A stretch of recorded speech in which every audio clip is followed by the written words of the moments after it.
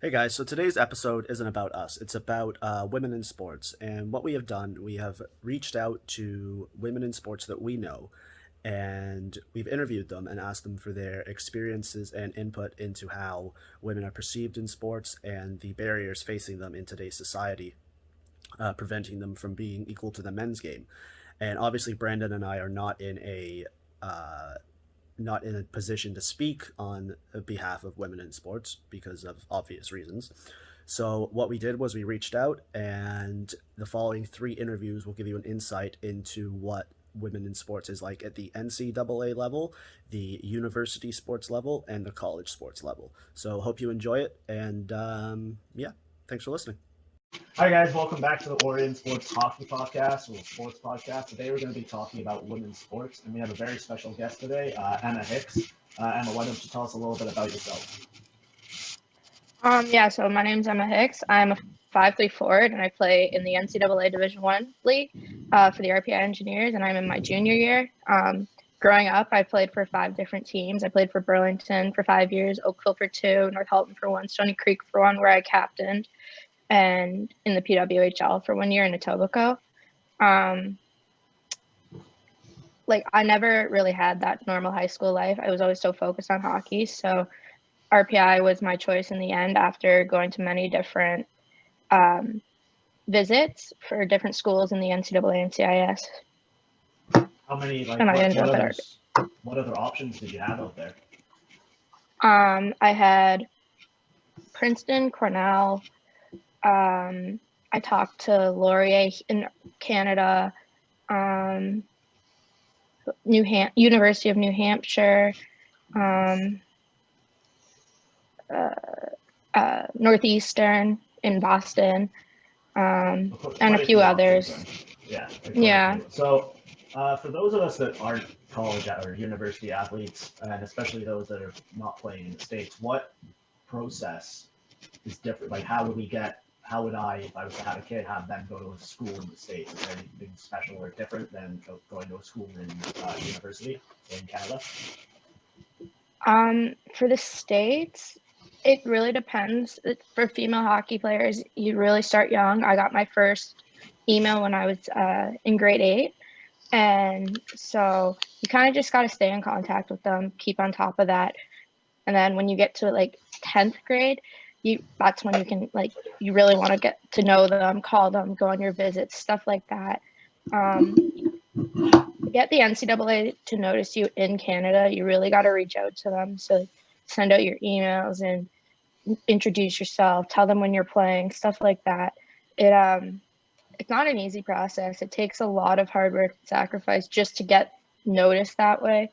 So it's really just getting them to hopefully come out to your games, playing in those scouting tournaments, and just you got to stay on top of it.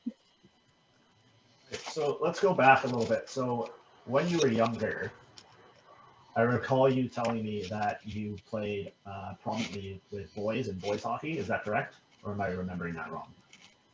Sorry, what was the question? I can't hear. So you played prominently with boys hockey growing up, correct? No, I played predominantly girls. I only trained with boys outside of my own team. Okay, so let's get right into it then, because we're talking about women in sports, and it's going to be a special episode. So at your school, RPI, do you notice any big differences between the men's and women's programs, or is it pretty even? Give your honest opinion. We're not going to throw you under the bus or anything here. Honestly, at RPI, there's not. We have the same perks as the men. We share the facilities, except our locker rooms. We have our own locker rooms, which are set up the same way as each other. We have our own athletic trainers. We have our own equipment managers. Our athletic training room in the rink, our shooting area. We all share that stuff. The ice we share. The only major difference I see is the crowds, and that is pretty much because it's women's versus men's hockey. The men's hockey always sells out, whereas the girls barely. We get maybe 100 fans kind of thing. So I think that's probably the only thing that's really different.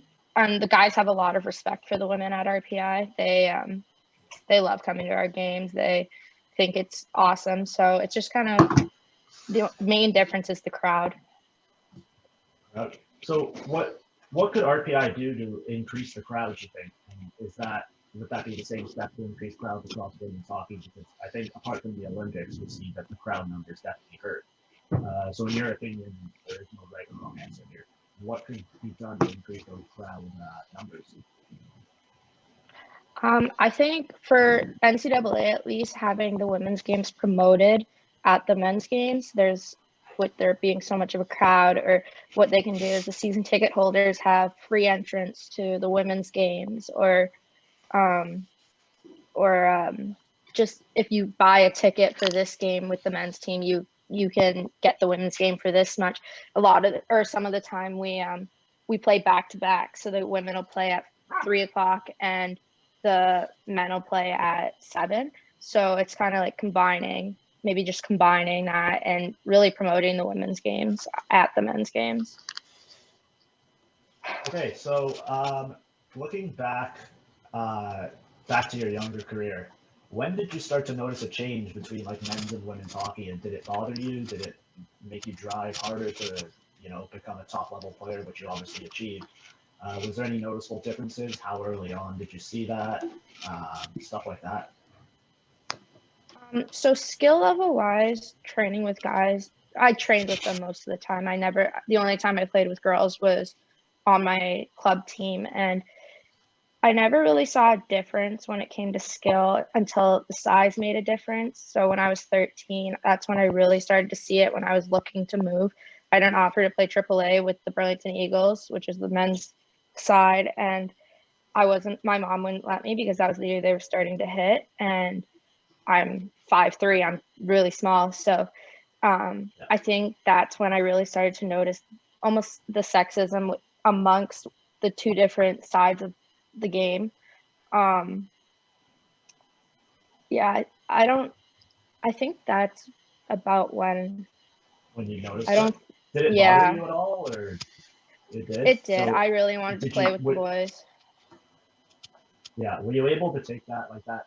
I imagine that would kind of light a fire up your ass and make you work harder and show like I can skate with these guys, I'm more than capable, and I've been on the ice with you many times, and you could walk me across the blue line any day of the week. I don't know, probably Brandon too, I've seen him play, but it is a shame that happened. So what we need to do and what we want to talk about here is what would you like to see change? Like, are there steps that could be taken to prevent that from happening again? I think so. I'd really like to see a change in how people envision women's hockey. Like, don't get me wrong, there's many people that have high respect for it, and over the last 10 years, it's grown a lot. But when I talk to the men's team, they love coming to the games because of how high the compete and skill level it is. But there are still those people who believe that women don't belong in what's so-called a male-dominated sport. And I would love to see leagues like the NWHL develop into an even bigger league, which has already begun with the NHL beginning to give more and more support to the women's teams. If we could reach a level where women can play and make as much as the NHL, it would help prove to those who don't believe women should play the sport that women are capable of doing anything. This doesn't only come with promotion, though. It can also, I would love to see broadcasting more of women's games on stations like TSN and Sportsnet. They have the women's broadcasters, and now it's time to really promote the women's game on those channels.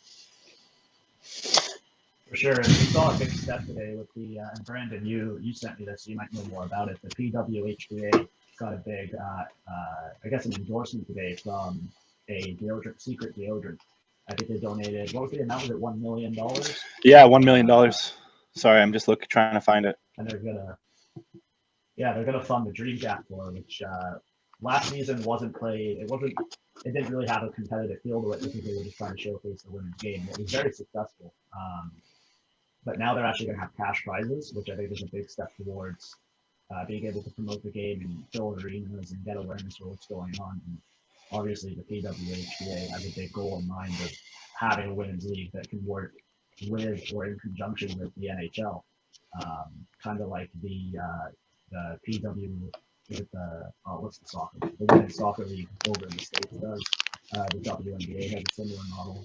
Is that what we're looking for here, or is the NWHL on the same, or the ideal path? I know those are independently owned teams, and they have the NWHL has its own issues. Does that bother you, or is that like a league that you would be aiming for? Honestly, right now, I wouldn't say NWHL is the path I would personally choose.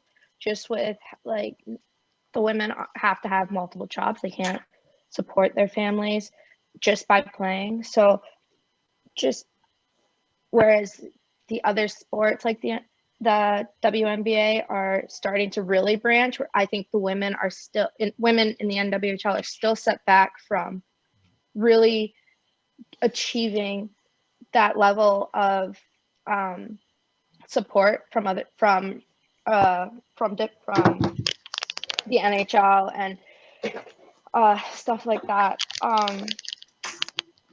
So yeah, personally. Sorry, go ahead. No, go ahead. I was gonna say, I think we're starting to see the NWHL kind of trend in the right direction because Danny Ryland just stepped down as commissioner, and the Toronto Six. Well, I guess they didn't really get a chance to do it, but general manager is now going to be interim commissioner, and Danny Ryland is going to spend all the time kind of going back to grassroots and getting individual ownership for these teams so they can get more funding. I know there's only a couple teams right now that have that, and basically be more successful teams. The Toronto Six, they're independently owned, and they see their facilities are pretty good. Obviously, they haven't played yet due to the coronavirus, but what do you do about that? So I think, would individual ownership fix that issue? I think individual ownership would be great for the NWHL. Honestly, that would be something I would strive towards, not playing in and taking over a team. That's kind of something I've always wanted to do. I think individual ownership will really help branch if the right people are taking over the teams and they're putting in the right amount of money. And it's all about money in the end, right? It's about that promotion. It's about proving to people that women can play the same level as men. So I think ownership, that type of ownership would be the best way to go. Hey, so I'm actually just going to jump in real quick because I kind of missed my questions, but I just want to jump back to when you grew up playing in the, maybe not playing, but training around Burlington, because I grew up playing on the Hamilton Bulldogs in the OMHA. So I was around Burlington, Oakville, and Halton in the same situations. And I want to know, for a female in hockey, if you noticed a difference, especially when you move to the States for your hockey now, in how the crowd perceives women's hockey. Is it more popular in the States, less popular in Canada, or another way around, especially in the age demographics, younger hockey and older women's hockey? How does the popularity work? Because I've took a tour of Niagara University once, and I know that they have a big difference in the crowds between the people who watch the men's game and the people who watch the women's game, and I'm just curious. I would definitely say women's hockey is way more popular in Canada. It doesn't matter the level you play at. It's always going to get that a little bit more than the US, especially experiencing it firsthand. A lot of schools that are in the NCAA for men don't have a women's team. So even just getting a team would be great. But definitely Canadians love their hockey more and prove that by showing up to the women's games. Yeah, it doesn't matter the level. Yeah, no, that's good, because in America, especially hockey, it's kind of hard, especially in the college levels, to find a sense of relevancy among popularity, like basketball, sports, and like football. That takes over the revenue, but especially I could imagine women's hockey falling underneath the cracks. Yeah, we're not the number one priority of the school, that's for sure. So, and my school, hockey's the only D1 sport, and a lot of the time I see football getting more than us. So, yeah, our school definitely does not put as much into the Division I sport as much as they should. And a lot of other schools are like that too. Just being hockey, it's not as big of a thing in the US, which honestly it needs to grow if the women's game's going to grow. So yeah. I think we all want to see it grow, obviously, because it's at that point you're talking about if we can get women's hockey up to the same level as men's hockey, then it's going to go worldwide too, right? Mm-hmm. And we're starting to see it a little bit, especially in the Women's World Cup of hockey and Olympic hockey, where it used to just prominently be Canada, US in the final every year. But I think it was a couple of years ago we had Finland in the final, which was a huge step for women's hockey because it was a different gold medal matchup.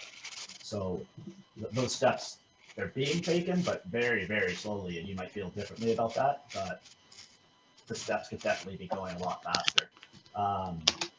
We got one final thing here, and I think this will be an important one because we can kind of branch off of this and you can get some exposure to these people. Which women in sports have helped you a lot or affected you or you look up to? Anything like that, really? So to me, there's always been 3, and over the years, it's kind of changed. But growing up as a young athlete, as a young hockey player, it was always Hayley Wickenheiser to me. I think every little girl loved her. She accomplished everything I wanted to. She started playing for the national team at 15. She always had that drive and focus to be able to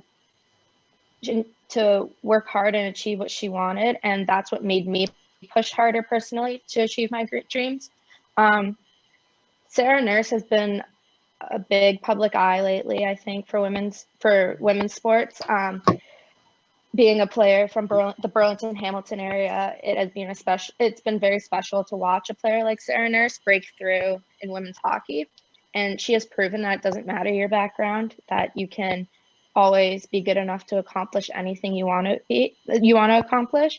And she has made a major impact in the area and the community, with many girls wanting to play the game and be like her. So I think it's just amazing to finally see a woman athlete in this area being recognized and just to really push girls to get into the sport.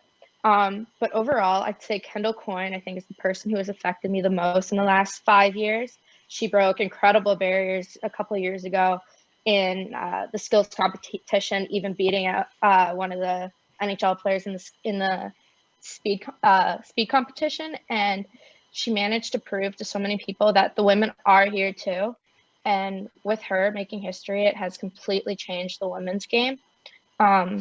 Little girls look up to her and want to be like her, and she is one that has set the example, not just for the little girls, but also for the women that play top level hockey and want to change the game.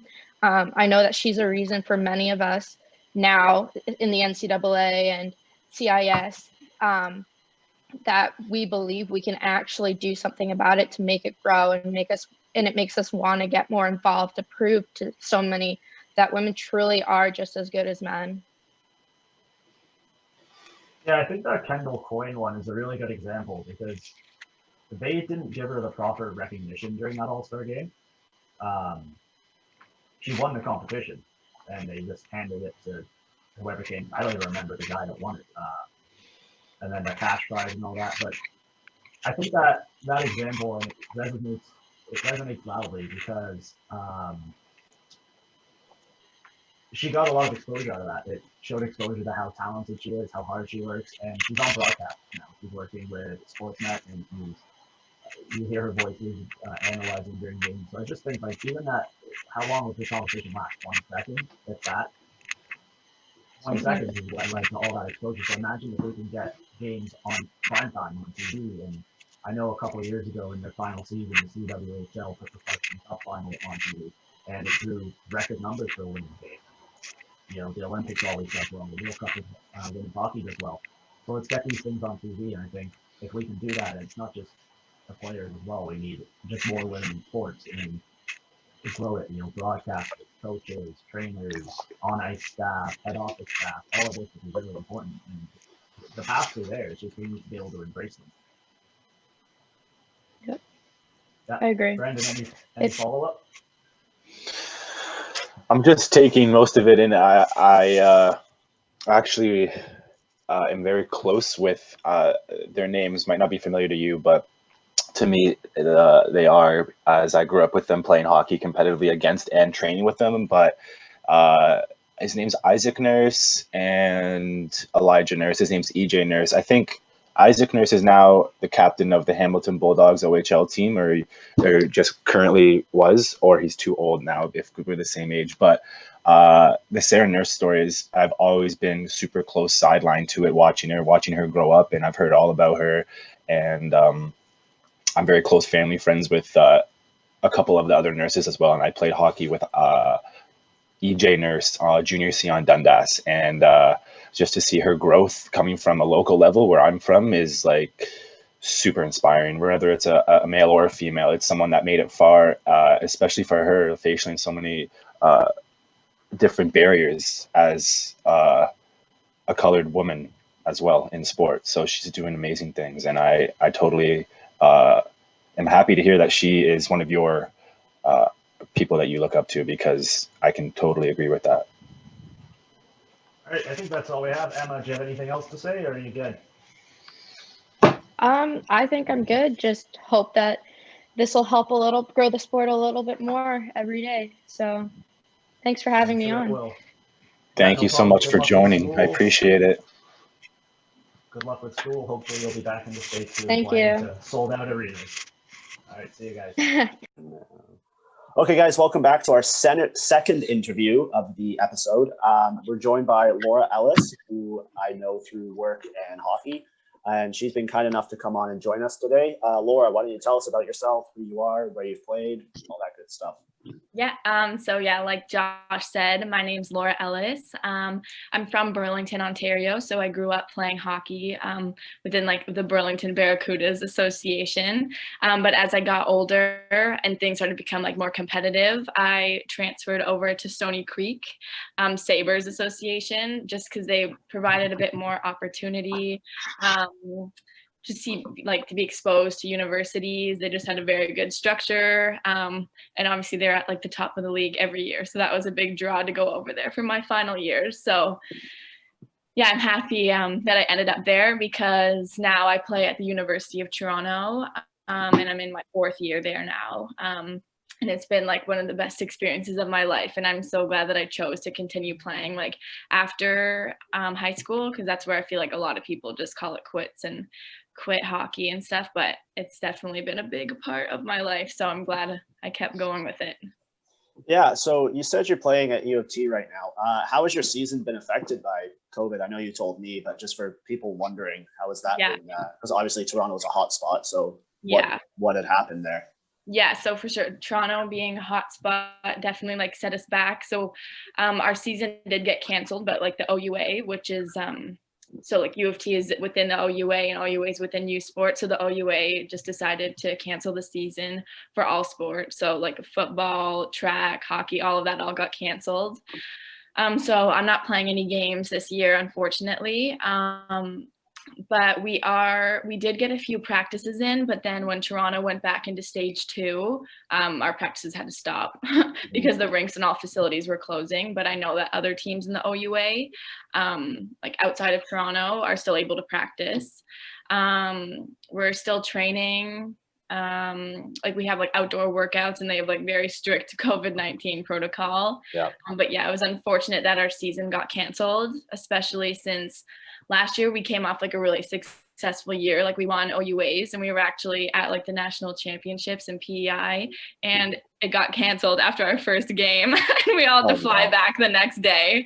So it's definitely had like a big toll on us and sports in general, and it's awful. So that was canceled because of COVID too, or was that canceled? Yeah. Oh geez, this thing's been going on forever. Oh my God. Yeah, that was in like March. Yeah, that was early March. And like it was just weird. We thought that when we were being sent home, we would like school would just be canceled for like a couple of weeks, like everything would be shut down for a couple of weeks. But it's like months into it, and then there's no like end in sight for me. Well, we thought the same thing, because we went on reading week and then they extended it to 3 weeks, and then they just said don't come back. So all right, cool. So let's get into the U of T program. What's it like, the women's hockey program? How's your experience been in it? Really good. It's always been a pretty successful team, so I knew that I was going into a good program, and I think just all aspects of the program are taken really seriously, like from training. We have obviously like personal trainers, and the facilities at U of T make it really a good experience, just because we've got all the perks from like the Pan Am game facilities because they're on our campus, so we're able to use all that stuff, so it's super cool. So yeah, it's been really great. My coach is Vicky Sanahara, and she's an Olympian. Well, she was an Olympian, and she's won like so many gold medals, and she was just like a really famous hockey player, female hockey player, and she just like loves the game. So through her coaching, it's been a really good experience. That's awesome. Do you notice a difference between the women's program and the men's program, be that positive or negative? Yeah, so we get treated fairly the same, and I feel like U of T has tried to keep that under control and just make sure that everyone's treated equally. But there are like more like structural things that I've noticed that there's differences in, and I think that those like structural differences lead to like women in sport maybe not being taken as seriously. Like for example, our room is much smaller than the men's room, just for the same amount of people, and in the arena, there's like one main hallway, and you see like all these like old men's team, like U of T men's teams, all their old team pictures like plastered on the walls, and there's like no women's teams, and the only like women team picture in the rink is like tucked away in a corner, and it's like one team. So I feel like there should just be a little bit more equal treatment in that way, so that you can kind of knock down some of the barriers that women in sport experience. So I feel like it's more like the intangible things that kind of lead to the differences. But like I said, like U of T does a great job at making sure that we get treated the same. We have the same outlets as the men's team does. Game days all look the same. So yeah, it's been good. What are the crowds like? So yeah, that's the thing. The men's team draw in much more, but that's just the case for any men's sport in comparison to the women's. But we do get a lot of support from the football team, which is really fun. They get really rowdy at our games, whereas I feel like they don't do so as much for the men's team, because I don't think they like really care that much about men throwing their bodies around. But right. Yeah, so we in the championship game, it was so cool because the arena is like a big bowl, like it's like a really like it's like an old barn, but it's huge. It has like so many stands, and we were actually able to fill like most of it, which you don't really see. Nice. Yeah, but in general, the men's team does draw more on an average day. So you kind of touched on it a little bit, but how can these changes be brought in to make women's sports the same level as men's sports? Because obviously we see a divide, but we want that divide to be gone. Yeah. And there's ways to do it. So in your opinion, what could be done? I feel like the main thing would be funding. And like, I know that a lot of people kind of say like, oh, women's sports don't bring in the same revenue, and that's the drawback, and that's why we don't get funding. But I feel like if we rely on like major sponsorships, or even relying on like the men's team equivalent professional leagues and stuff, for those funding options as a means to grow the game, then that would maybe equal the playing field, because we would gain more exposure. We would be able to normalize women's sport. People would be able to take it more seriously. And I think that people will be able to just see that like we can still do the same stuff, and it's just as exciting. So I think that's just the main thing. Funding will really be able to build like a concrete foundation for us. To kind of grow the game a bit more and to normalize women in sport. Right. So just touching on funding, we saw and I don't know if you saw this, the PWHPA Dream Gap Tour, they got a $1 million sponsorship donation from Secret Deodorant. So is that type of thing is what we're looking for, right? Like, yeah, I think that's like a big step in the right direction for sure. And like, it's been really cool to see it grow, because I remember last year, the PWHPA would play games at U of T, and like obviously we would go watch because like it's just people a few years older, and we even knew like a few people on the team, and like it really didn't draw that much attention. So I feel like the big steps that they're taking this year with kind of realizing that, I think that we're going to have to rely on sponsorships to get some money in. I think that you'll be able to see the differences in like the exposure that it's getting. What did you think of that event as a whole? Because I went to the one in Toronto, and yeah, I thought it was really good. What, from your perspective, what did you see there? Yeah, I think I've been to a couple. Some were better than others. Like the one at U of T, I don't think was really that well done. Like even just like online, like I follow a lot of the people like on the PWHPA games, and I just don't think they really advertise for it that much. But in general, the other one that I went to, it like got a lot of people in, and I feel like it's definitely good for the younger age groups to see people, because I feel like we're forced to watch like NHL games. Like I remember even myself, like I didn't really watch women play until like my Pee Wee years. Yeah. So I think it's like really good that it's like more of an accessible outlet for young women to like watch these players play. Right. And just to touch on that, when I was at work, it was a couple of years ago now, the Clarkson Cup final was on when the CWHL was still functioning. And so I threw it on the TV because I was interested to see how it would turn out. And yeah, they had Jana Harrigan's league in, so it was all the little kids, all the little girls, and they were going nuts for it. And I was thinking, how have they been exposed to this? And so I asked a couple of the parents, and they say, oh, we show them that like this is what you're aiming for here, is this level of hockey. And so just seeing like these 8 and 9-year-old girls going through on their way to the rink saying, like, oh, I know this player, I know that player, I'm cheering for this team. It's like the exposure's there. Yeah. It needs to be more, and we need to be paying more attention to it.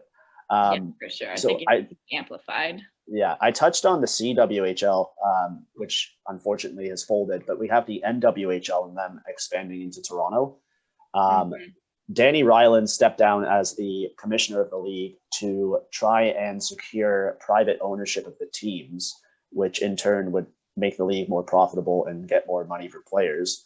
Do you think that'll make a difference for teams as well, or is the NWHL model not profitable?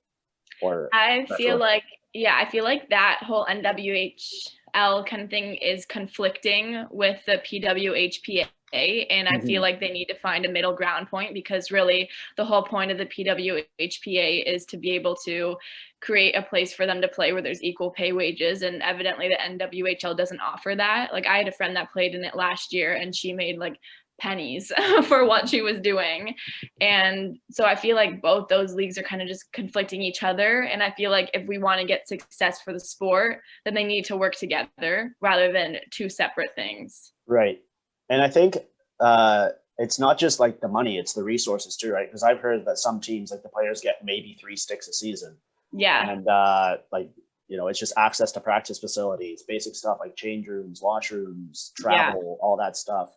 And this might have been a couple of years ago now, but they were only playing 1 game a week with 2 practice times. Like that's not preferable for a professional sport. That's not what you want to see. No, exactly. And like they're obviously making something that they cannot live off of. Like they're definitely going to need other jobs too, which is definitely something that's not helping the case at all. But yeah, like I said, my friend played in the NWHL last year, and they would have like 1 practice.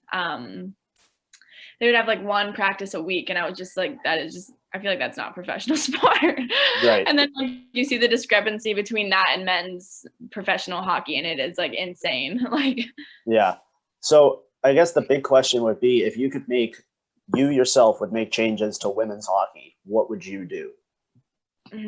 I would definitely draw on the major corporations and kind of look at who sponsors the NHL and talk to them about partnerships, trying to get involved with the NHL for them to support us a little bit more, just because we've already tried pulling in like money on our own, I feel like, and evidently it's not really helping the case at all. So I feel like now is the time to start relying on other potential sponsors as a major source of income for it, because I think all the problems associated with women's sport is coming down to the funding. Right. And that NHL note, I think they need to step up there, because Gary Bettman has said they will not help women's hockey until there is 1 clear league or no league at all, because they didn't want to step in between the CWHL and the NWHL. And then the CWHL folded, and it looked like something was going to happen. And then the PWHPA popped up, and they just don't want to step in and force one of these leagues to do something. And they don't want to take sides. Yeah. It's like, you're not taking sides. I know. In reality, there is only one side, and that's growing women's hockey. Yeah. And so it's a shame it's come to this. And I hope that they come to their senses and figure it out, as you were saying. Yeah. So obviously we talked about looking at women's hockey players and as role models and stuff like that. Who are 3 women, and it doesn't have to be hockey players, who are 3 women in sports that you look up to and why? Yes. Or Okay. inspired by? I would say the first one that comes to my mind is Natalie Spooner. I feel like that's a pretty popular name when you talk to women's hockey players. She's like so good at hockey. I remember I first saw her play at, it was the ACC, but now Scotiabank Arena, when my dad got me tickets to see like the Team Canada and Team USA teams play as kind of like their round tour before the Olympics to kind of draw attention to the game. Right. And I remember it just like her size and speed really jumped out at me because I feel like that's something that you don't see often in women's hockey. So I was just like so interested, and it was so fun to watch her play. So she kind of inspired like the more playing aspect for me. But if I were to look at someone as more of like a whole individual woman athlete, it would probably be, I know it's like weird because she's my coach, but Vicky Sanohara, like I said, she's honestly like such a good person, and I look up to her a lot. I feel like it's easy for someone who got that much success. It'd be easy for them to kind of pack it away. But I think she sees the problems in women's sports and women's hockey, so she gives back a lot. She's always trying just new ways to get us involved. She's always helping out with Team Canada practices. She's a spokesperson for many different things for women's sports.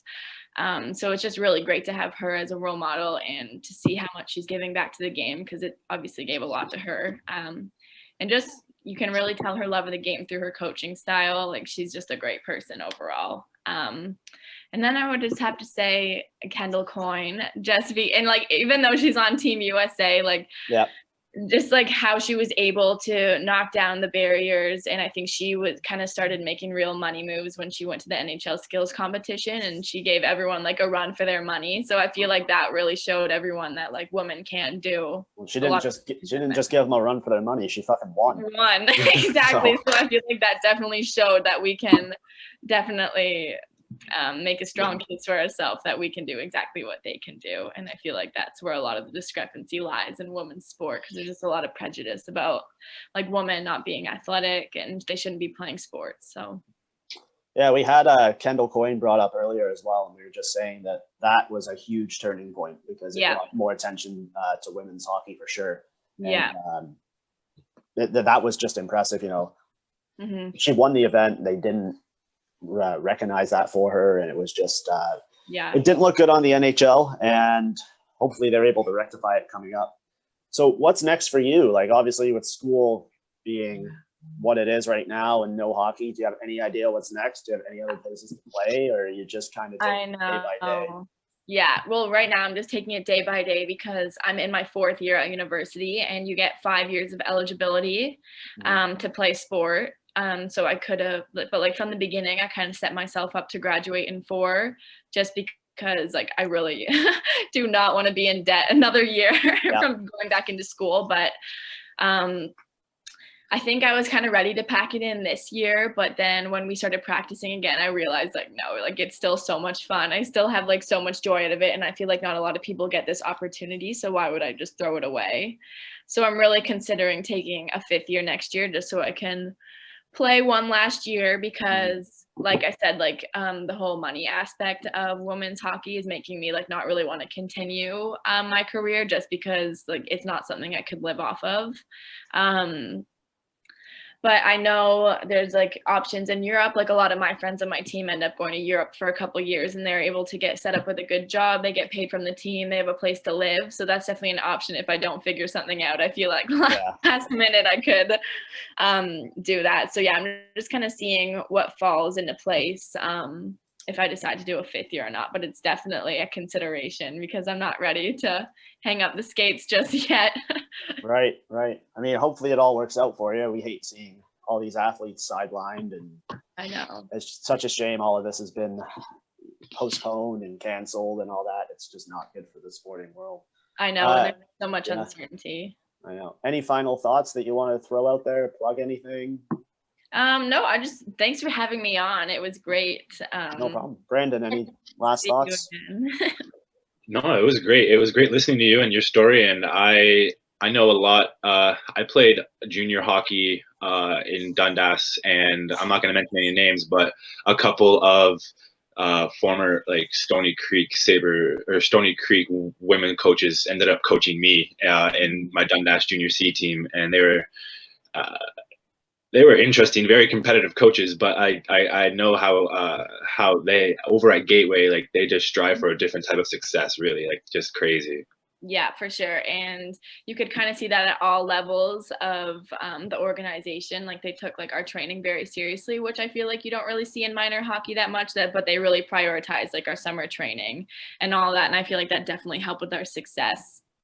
So where are you? So where you said, obviously, I mean, for example, I'm sure like Niagara College, okay, not Niagara College, but Brock University, yes, is they're practicing maybe on the ice. But what are you guys, what facilities do you use? I know you're not using the ice, but do you work out in the school still?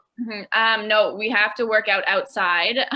So actually attached to the rink is the like football dome and the track and all that. So it's all in one place, and across the street's the gym. So they basically took all the gym equipment and put it underneath the bleachers of the football stadium. Wow. I know. So we use the track, we can't go into the dome, but there's still like little end zone patches available. And yeah, all the teams kind of rotate through.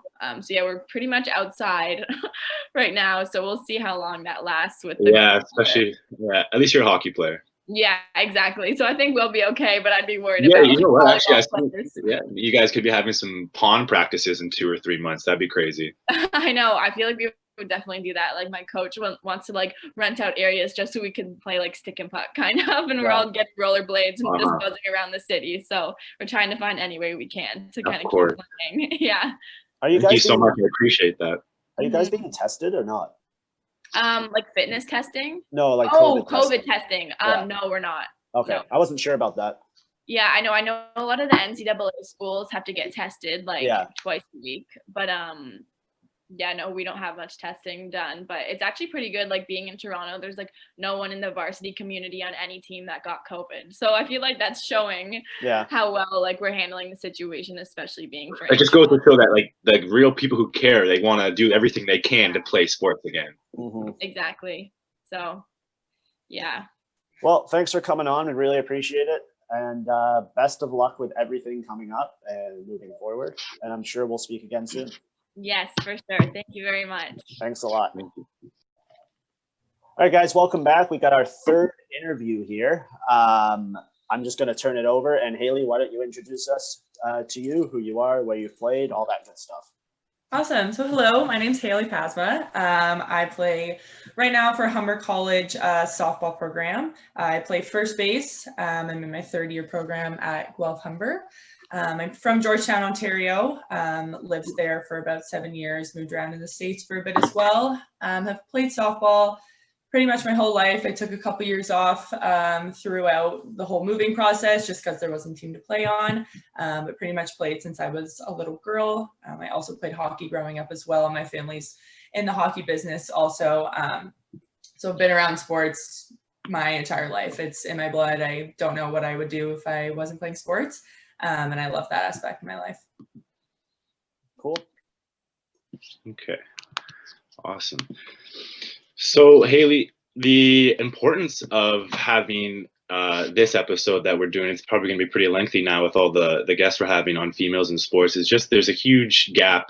And although the gap has been definitely shrinking in size to lots of women fighting for equality these days, it's very important that we keep current. And what's important for us, Josh and I, is that we don't have any experience and we can't make up and we can't try to connect. So we're trying to gather experiences. So tell us about your younger history in sport as a female and the difference that you saw just as a child, even if you were like aware of them, between men's and female sports or boys and girls sports, as like on the playground where you're from or just in the competitive realm.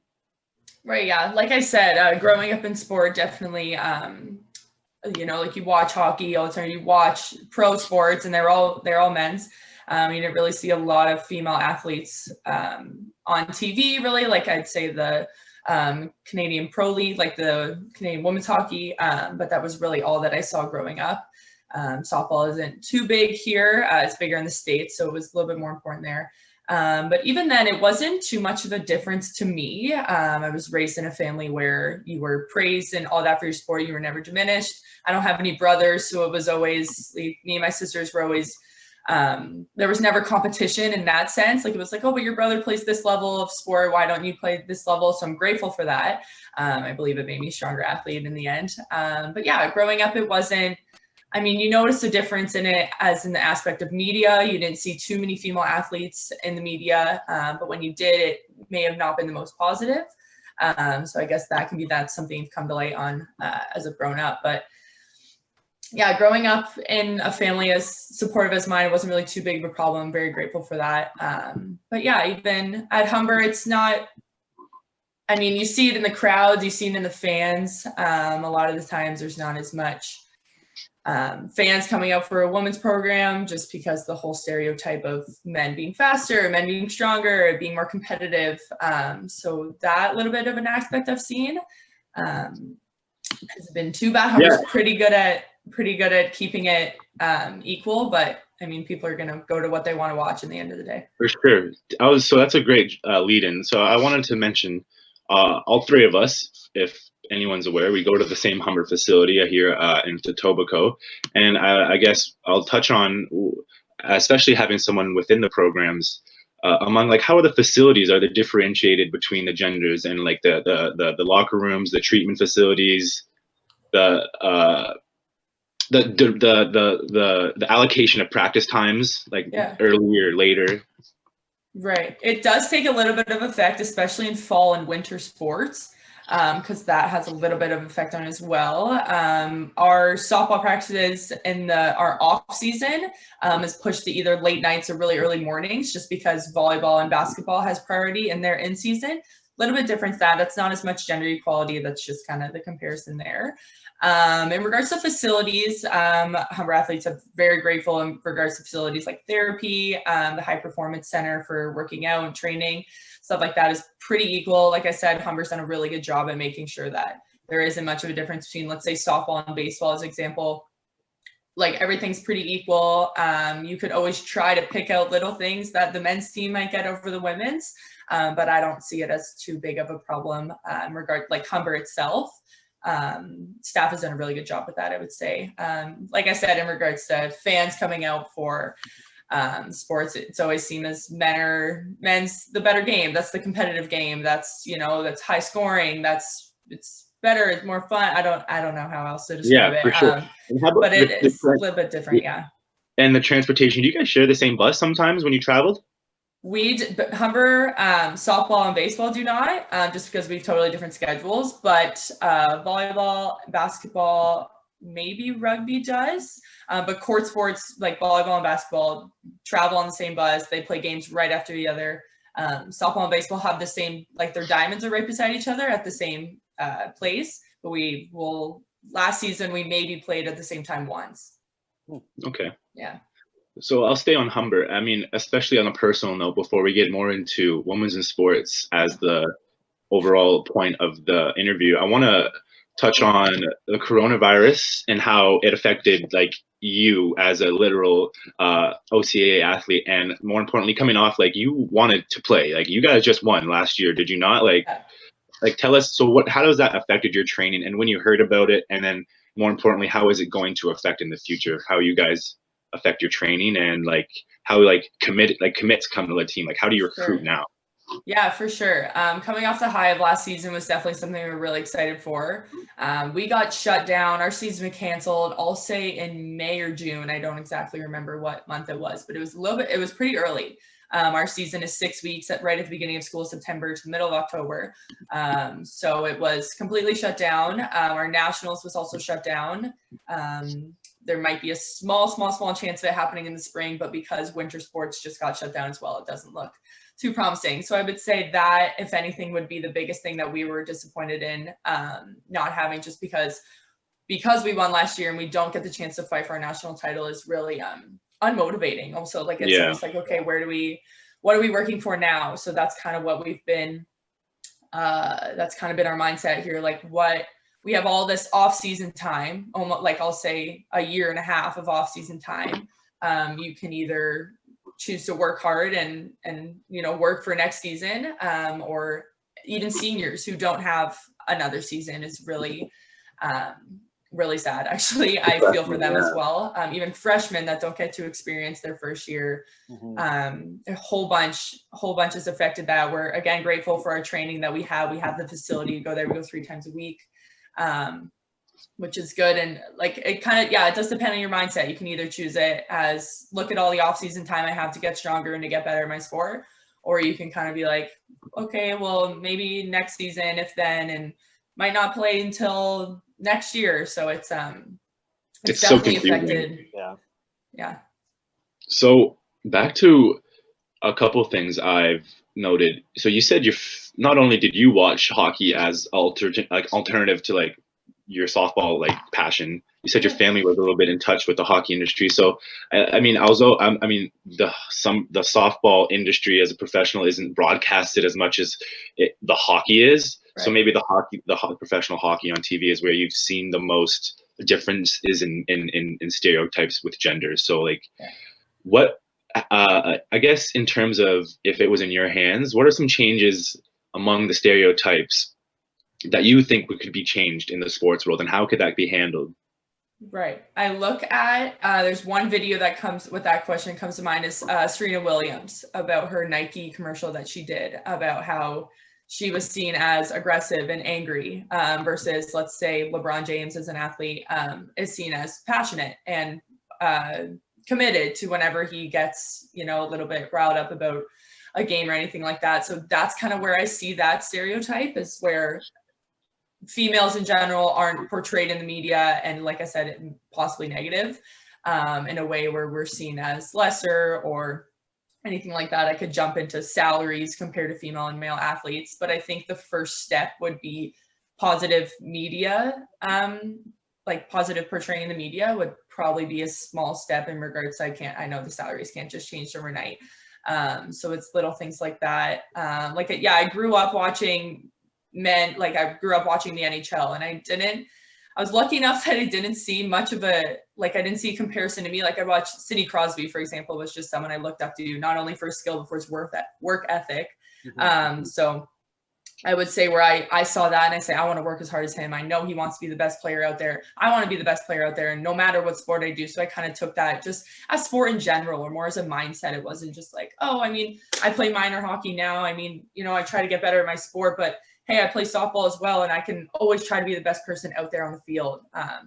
So again, I was grateful enough to have that mindset of just taking their mindset and their work ethic and not looking too much of it as, but they're male and we have differences, and I'm less strong, I have less skill and anything like that. So that would be where I would say better media coverage for female athletes. On a more local note, I'll talk Humber, I guess.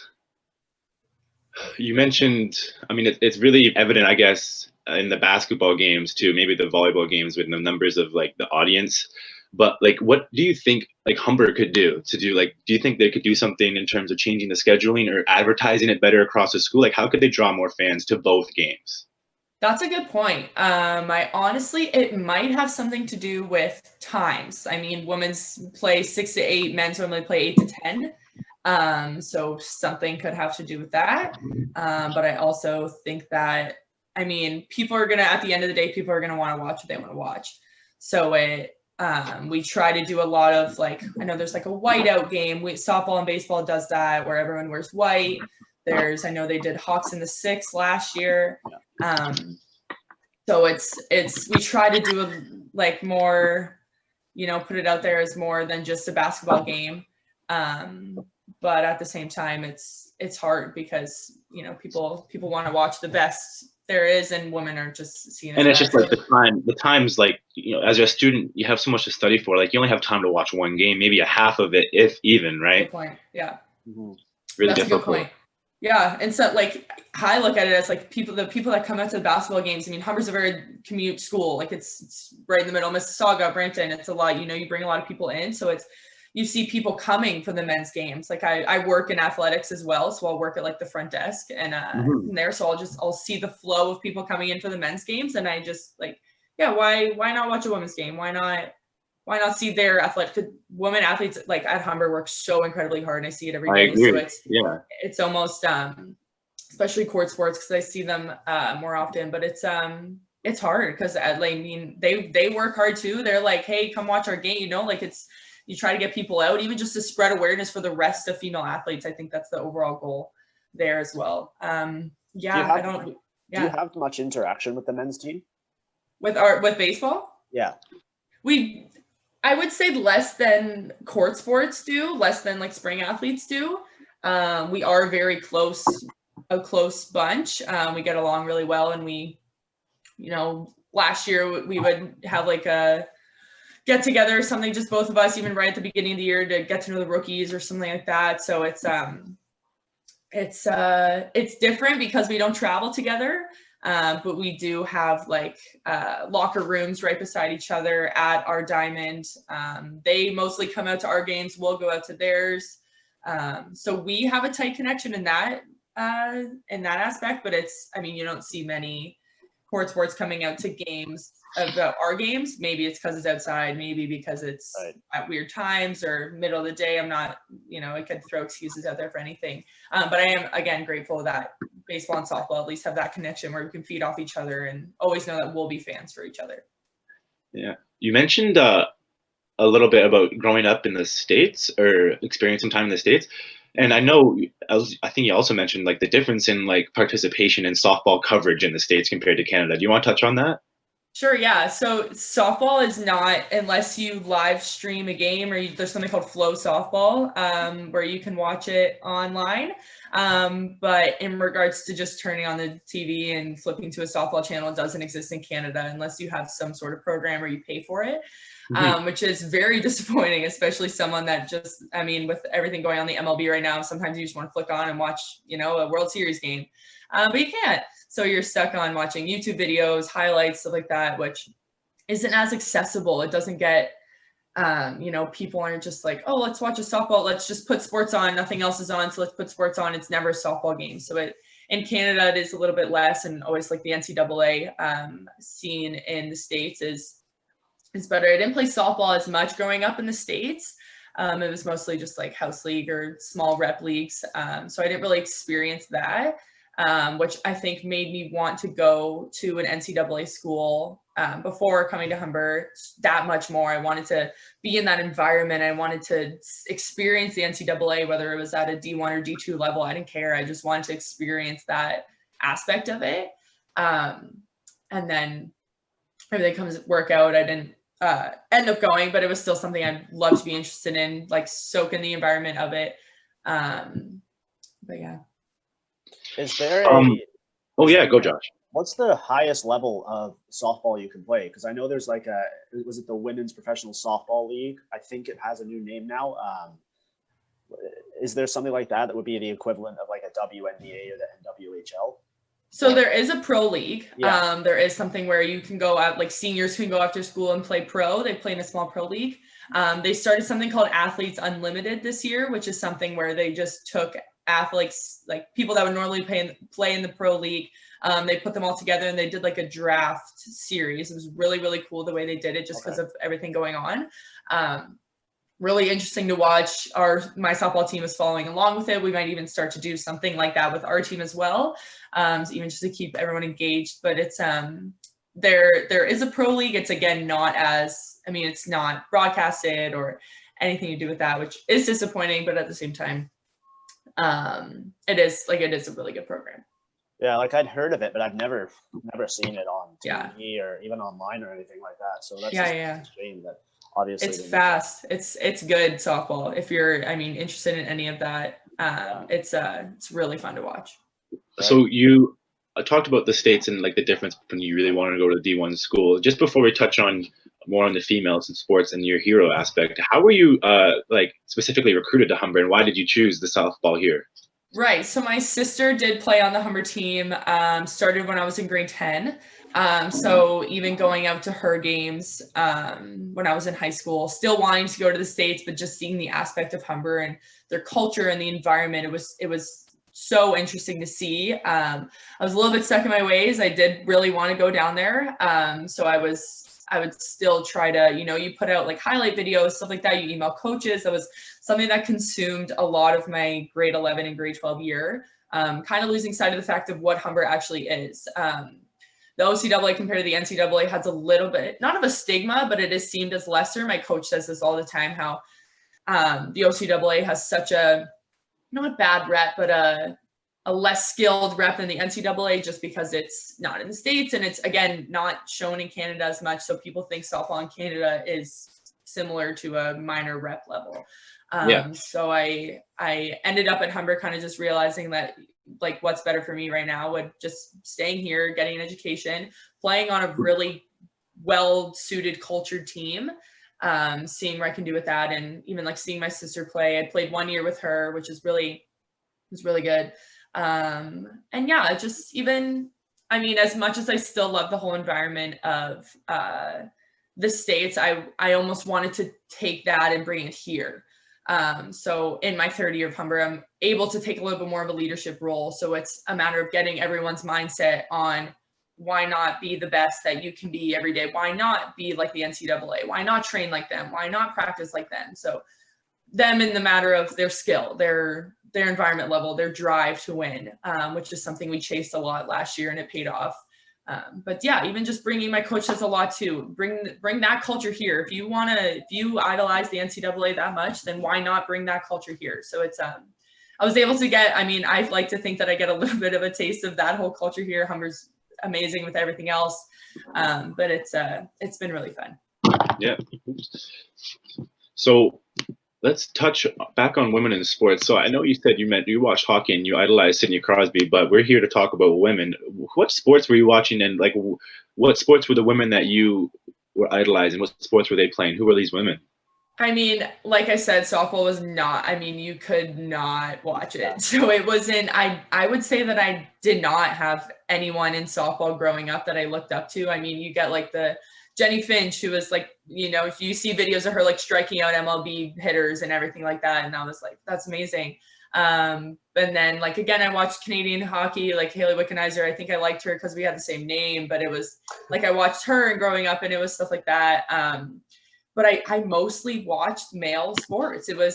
My dad works in the league. So it was like watching NHL was like something that was just always on in the house. It was never that. So I said Sidney Crosby. I'm trying to think of anyone else, and I don't know if I can think of anyone else. It was mostly just the sport itself, or that like anyone's worth ethic, anyone that worked hard, I just idolized and wanted to chase that feeling of being better. So I try to think of who I looked up to growing up in softball, and I cannot think because A, it wasn't broadcasted here, and B, it wasn't a big thing.